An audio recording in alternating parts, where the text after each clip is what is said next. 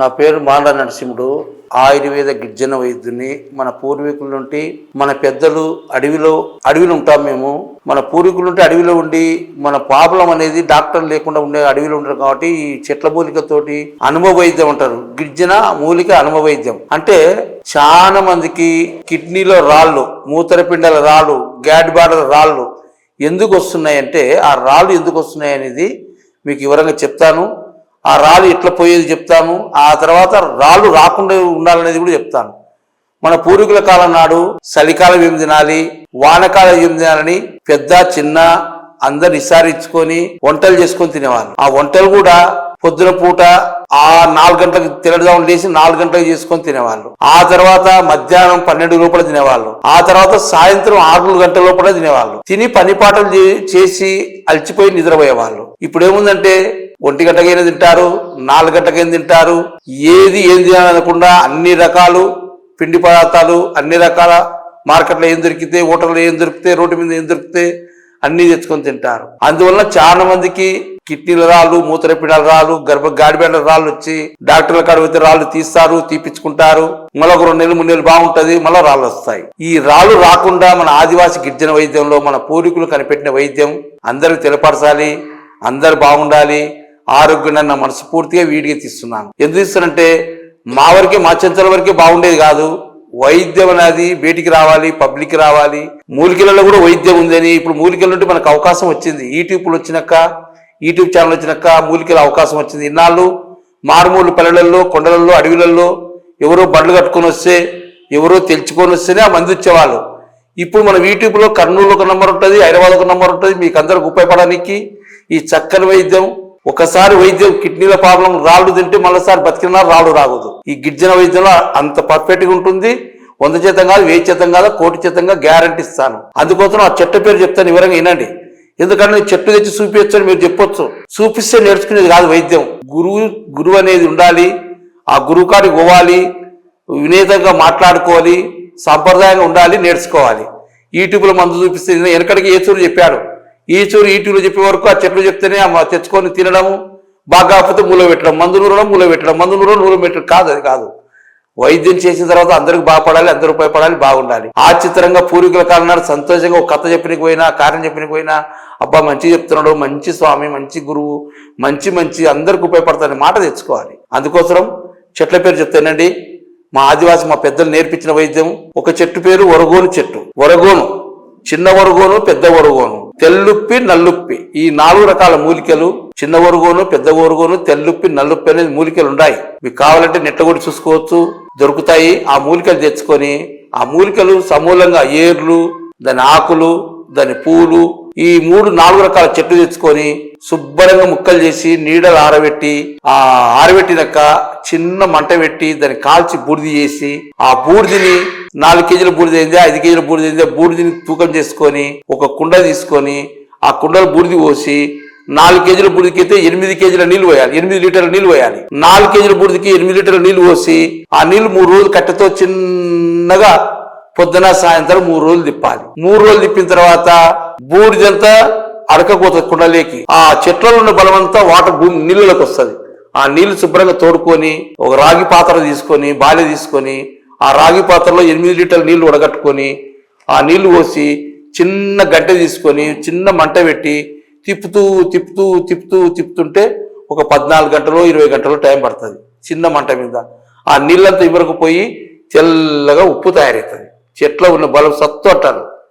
కొంతమంది వాళ్ళకి తెలిసిన సత్తు అంటారు, తెల్లనోళ్ళు ఉప్పు అంటారు. ఆ సత్తు తీసుకొని మనం తగినంత పూడనైనా మింగొచ్చు, గోళీలైనా మింగొచ్చు. ఈ గోళీలు అనేది ఇట్లుంటాయి గోళీలు. ఈ పొద్దున పూట 4 గోళీలు, సాయంత్రం 4 గోళీలు, మధ్యాహ్నం 4 గోళీలు. ఈ నీళ్ళతో తీసుకోవద్దు. ఈ గోళీలు బియ్యం గడిగిన నీళ్ళతోనే తీసుకోవచ్చు, టెంకాయ నీళ్ళతోనే తీసుకోవచ్చు, లేకుంటే వామ్ వాటర్తోనే తీసుకోవచ్చు, లేకుంటే సొంటి కాపీ తీసుకోవచ్చు. ఎందుకంటే ఇన్ని రకాలు చెప్తున్న స్వామి అని మీరు అనుకోవచ్చు. దీంట్లో మనిషిలో వాతం ఉన్నోనికి ఒక రకంగా, పిత్తం ఉన్నోనికి ఒక రకంగా, కఫం ఉన్నోనికి ఒక రకంగా, అనుపాగం వేరే చెప్తానమాట. ఈ టాబ్లెట్ ఒకటే కానీ అనుపాగాలు వేరే ఉంటాయి. వాతం ఉన్నోనికి సొంటి నీళ్ళతో తీసుకోవచ్చు, కఫం ఉన్నోనికి వాము నీళ్ళతో తీసుకోవచ్చు, ఊష్టం ఉన్నోనికి టెంకాయ నీళ్ళతో తీసుకోవచ్చు.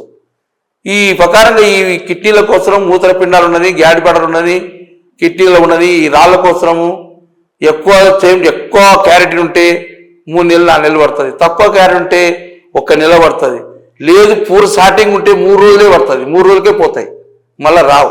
అందుకోసం మనం నోటికి మనం అద్దు చెప్పలేము, పూర్వీకులకు మనం బతకలేము, పూర్వీకులకు కంట్రోల్లో ఉండలేము. ఎండాకాలం ఏం చేయాలి, చలికాలం అనేది మనం కంట్రోల్ చేసుకోలేము. రోడ్డు మీద పోతుంటే అన్ని రకాలు కనపడతాయి, అందరూ ఎగబడి తింటుంటే మనం కూడా ఎగబడి తింటాం. ఏదైనా నైస్గా ఎర్రగా బుర్ర కనపడింది అనుకో బండి మీద, ఒక్కరు పోయి చేయబెట్టి కొనుక్కుంటే అందరూ పోయి కొనుక్కుంటాం. అవి ఏమిటి, అవి ఎక్కడి వచ్చినాయి, ఏమిది, ఏం కథ అని మనం అడగనే అడగం. ఎన్ని రకాల పనులు వచ్చినా కొనుక్కుంటాం, ఎన్ని రకాల కూరగాయలు వచ్చినా కొనుక్కుంటాం, ఎన్ని రకాల ఆకుకూరలు వచ్చినా కొనుక్కుంటాం. మన పూర్వీకుల కాలం ఏం ఆడేవాళ్ళు, బచ్చల కూర అది ఎక్కడేం దొరుకుతుంది, ఎందుకంటే కిడ్నీ ప్రాబ్లం రాదు. బచ్చల కూర, పనగంటి కూర, తోటకూర, గోంగూర, గురుగూర, ఇవన్నీ చోడుజుట్లాకు ఇట్లాంటి వాడేవాళ్ళు పూర్వీకులు. ఈ ఎండాకాలం చలికాలం వస్తేనే మంచిగా మునక్కాయలు, మంచిగా నాటుకోడి మోసము, చేపల మోసము, మంచి బలంగా వేయడానికి వాడేవాళ్ళు. అందుకోసం వాళ్ళు ఆరోగ్యంగా 100 ఏళ్ళు బతికారు, షుగర్ రాకుండా, బీపీ రాకుండా, శరీరంలో ఎటువంటి చెడిపోకుండా. ఇప్పుడు చాలా మందికి ఒక ఆచిత్రంగా కిడ్నీ రాళ్ళు పక్కన పెట్టి కిడ్నీలకు ఎమ్మడి నీటి బుడగలు వచ్చి బీపీ పెరిగి కిడ్నీలు కిరాటీని వస్తుంది, వాళ్ళు 3 నెలలు 4 నెలల్లో చనిపోతున్నారు. అటువంటి కూడా రాకుండా ఈ వైద్యంలో చక్కగా ఉంటుందని ఈ ఆకుకూరలు వాడే విధానము, ఎండాకాలం తినే విధానం, వానకాలం విధానం ఎంత వివరంగా ఎందుకు చెప్తానంటే, చాలా మందికి మనం వెనకటికి పోదాం, ఆయుర్వేదాన్ని బతికించుకుందాం, చక్కగా తెలిసిన మందిని పట్టుకుందాం, నాలుక గురువుని ఇచ్చుకొని మా స్వామి ఏం తింటే బాగుంటుందో తెలుసుకొని నేను వైద్యం కూడా మీకు నేర్పించగలుగుతా. నా ఒక్కరి వరకే ఉండాలా, నేనే అమ్మాలని కోరిక కాదు, వైద్యాన్ని కూడా నేర్చుకుంటే నేర్పిస్తాను. ఈ నావి చెట్టు అనేది ఎవరింతవరకు చెప్పిండారు, చిన్న వరగోను, పెద్ద వరగోను, తెల్లుప్పి, నల్లుప్పి, ఈ చెట్లు అనేది ఆ చెక్కలు తెచ్చి మీరు నీళ్ళు తెచ్చే చెక్కలు బాగా పొంగి మసులుతుంది, అంత పవర్ఫుల్ ఉంటుంది. ఆ పవర్ఫుల్ ఉంటే ఆ లోపల రాళ్ళంతా ఉడకలైపోయి ఓటిదరు మొత్తం వచ్చేసి లోపల రక్తశుద్ధి చేసి వాతాన్ని తగ్గించి, కఫాన్ని తగ్గించి, ఉష్టాన్ని తగ్గించి చక్కగా బెడ్ క్లీన్ చేసుకొని చక్కగా ఆరోగ్యంగా బతికిన నాడు రాళ్ళు రాకుండా, ఆయుర్వేదం చెంచుకించిన వైద్యంలో ఒక్కసారి రాళ్ళు పోతే బతికిన నాడు రాకూడదు. అది చెంచు వైద్యం స్పెషాలిటీ, చెంచు వైద్యం అనుభవము, చెంచులు చెప్పే మాట. ఈ వివరంగా ఈ వైద్యం అనేది హైదరాబాద్ ఒక నంబర్, కర్నూలు ఒక నంబర్ ఉంటుంది. చక్కగా ఈ వైద్యాన్ని మీరు 1 మంత్ వాడి చూడండి. 1 మంత్లో మీకు గుణం కనపడితేనే 3 నెలలు 4 నెలలు వాడుకోండి. ఈ 3 రకాల రాళ్ళు అనేది పోయినాక రావు. దీనికి నేను ఛాలెంజ్కైనా రెడీ, పందానికైనా రెడీ, ఏ దానికైనా రెడీ. అయ్యా అందరూ దొంగలే, మందులు ఇస్తారు, డబ్బులు రాకుంటారు, జోబులు వేసుకుంటారు, మళ్ళీ ఫోన్ ఇస్తారంటారు. నాకు అట్టొద్దు, నా వైద్యం రాళ్ళు నా కాట రండి, జాయింట్ అకౌంట్ వేసుకుందాం, బ్యాంకులో జాయింట్ అకౌంట్ వేసుకొని వైద్యం స్టార్ట్ చేస్తాం. నీకు రాళ్ళు పోయి నీకు బాగుండి నువ్వు ల్యాబ్లో చెక్ చేసుకుంటే నాకు డబ్బులు సంతకం పెట్టు, అది నా పద్ధతి. ఎందుకంటే వైద్యాన్ని బతికించుకుందాం, నిజం మాట్లాడి ముందుకు వస్తాం. అందరు సంపాదించుకొని మూట కట్టుకునేది కాదు. వైద్యుడు అంటే దేవుని తర్వాత దేవుడు. వైద్యానికి నారాయణ అంటారు, దేవుడే నారాయణ, వైద్యుడే నారాయణ. అందుకోసం ఈ వైద్యం అందరికీ ఉపయోగపడాలని మనస్ఫూర్తిగా, చాలా మంది కిడ్నీ రాళ్ళతో ఇబ్బంది పడుతున్నారు. అందుకోసం ఈ వీడియో నేను చేయాలని, ఈ ప్రోగ్రాం చేయాలని, చెట్ల పేరు చెప్పాను, వైద్యం చేసుకునే విధానం చెప్పాను, వాడే విధానం చెప్పాను, పత్తే విధానం చెప్పాను. ఈ మందు ఎవరైనా వీడియో చూసిన వాళ్ళు ఒకరి బదులు 100 మందికి వాట్సాప్ చేయండి.